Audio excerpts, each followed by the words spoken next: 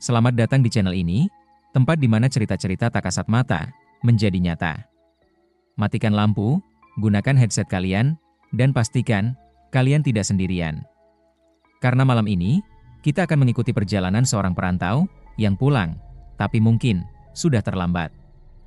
Ini dia, kisah Rudy, dan sesuatu yang menunggunya di perjalanan pulang. Rudy adalah perantau dari Jawa Tengah yang bekerja sebagai karyawan pabrik di Cikarang. 6 tahun sudah ia tidak pulang kampung sejak lulus dari SMK di Solo. Awalnya ia hanya ingin mencari pengalaman, tapi waktu perlahan menyeretnya ke dalam rutinitas tanpa jeda. Hidupnya kini hanya tentang kerja, lembur, dan tidur. Setiap hari ia melewati jalan yang sama, melihat wajah-wajah lelah yang sama, dan mendengar suara mesin yang sama. Kadang, saat malam terlalu sunyi, Rudy merasa hidupnya seperti terjebak, berjalan, tapi tak pernah benar-benar sampai kemana-mana. Ia jarang menelepon orang tuanya.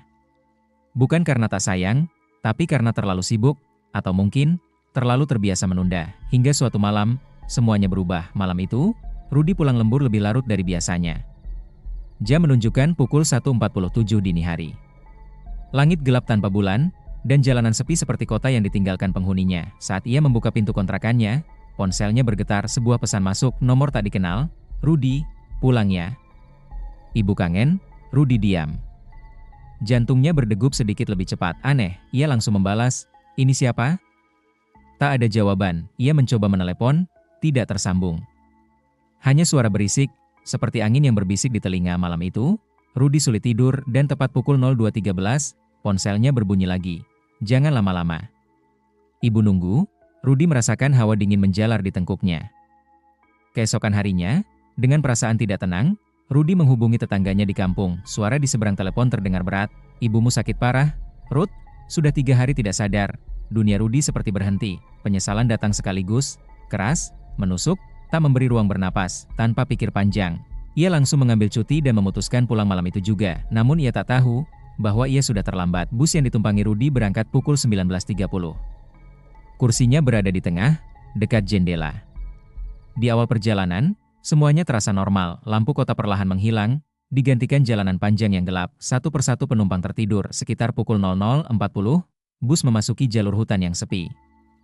Jalan sempit, berkelok, dan hanya diterangi lampu kendaraan. Saat itulah, sesuatu mulai berubah. Udara di dalam bus mendadak dingin, bukan dingin biasa, tapi dingin yang terasa hidup, seperti ada yang bernapas di dekatnya. Rudy membuka mata perlahan, dan saat itulah ia menyadari, kursi di sebelahnya, yang sejak tadi kosong, kini sudah terisi. Seorang wanita duduk diam, rambutnya panjang, hitam, menutupi hampir seluruh wajahnya.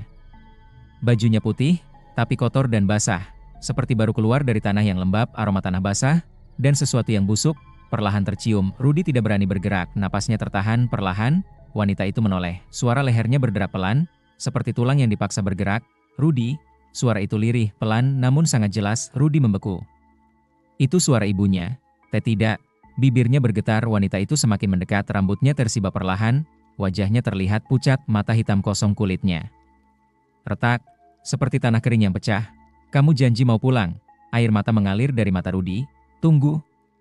Bu, tunggu. Aku pulang sekarang." Wanita itu tersenyum, tapi senyumnya terlalu lebar, terlalu tidak manusiawi. Tiba-tiba, lampu bus berkedip, sekali, 2 kali, lalu padam. Bus tetap berjalan, tapi kini hanya diterangi lampu depan yang redup. Suasana berubah mencekam. Penumpang lain masih diam, tapi perlahan, satu persatu kepala mereka mulai miring, seperti patah. Rudy menoleh ke depan. Seorang penumpang membuka matanya, matanya hitam, kosong, lalu satu persatu. Semua penumpang membuka mata mereka dan semuanya menatap Rudy serempak. "Kenapa tidak pulang? Kami menunggu. Sudah lama." Suara-suara itu datang dari segala arah, bukan hanya dari wanita di sampingnya, tapi dari seluruh isi bus. Rudy menutup telinganya, namun suara itu tetap masuk ke dalam kepalanya, menusuk, menggema. Wanita di sampingnya kini semakin dekat, wajahnya hampir menyentuh Rudy. Dari mulutnya keluar cairan hitam pekat, menetes ke lantai bus. "Kamu telat, Braak." Bus berhenti mendadak, lampu menyala kembali, semua kembali normal. Penumpang kembali tertidur. Wanita itu hilang. Rudy terengah-engah, tubuhnya basah oleh keringat. Sopir mengumumkan mereka berhenti di rest area. Dengan kaki lemas, Rudy turun dari bus. Ia mencoba menenangkan diri. Mimpi, ini cuma mimpi. Namun saat ia membuka ponsel, ada satu pesan baru. "Ibu sudah di rumah." Dengan tangan gemetar, ia menelepon tetangganya dan jawaban itu menghancurkan segalanya. "Ibumu sudah meninggal, Ruth." semalam. Sekitar jam 2 jam yang sama. Saat pesan itu datang, Rudy kembali naik bus dengan tubuh gemetar. Ia tak berani melihat ke kursi sebelahnya, namun ia bisa merasakannya. Seseorang duduk di sana mengawasinya. Perlahan, ia memberanikan diri menoleh. Kosong, tapi di kaca jendela, terpantul sosok wanita itu, duduk di sebelahnya tersenyum. Keesokan paginya, bus sampai di kampung halaman, orang-orang berkumpul, tangis pecah. Rudy melihat jasad ibunya, wajahnya tenang, namun saat Rudy mendekat, ia bersumpah melihat. Mata ibunya terbuka sedikit dan bibirnya bergerak. Kamu telat.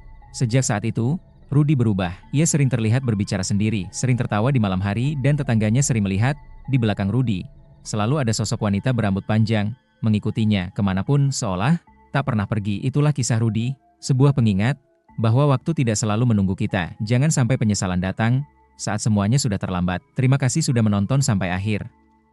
Jika kalian suka cerita seperti ini, jangan lupa untuk like, share, dan subscribe. Dan yang terpenting, jangan pernah lupa untuk selalu mengingat Yang Maha Kuasa. Selalu berdoa semoga kita semua selalu diberikan keberkahan, kesehatan, kemudahan rezeki, dan selalu berada dalam perlindungannya. Sampai jumpa di cerita berikutnya, dan ingat, tidak semua yang kita lihat benar-benar sendirian.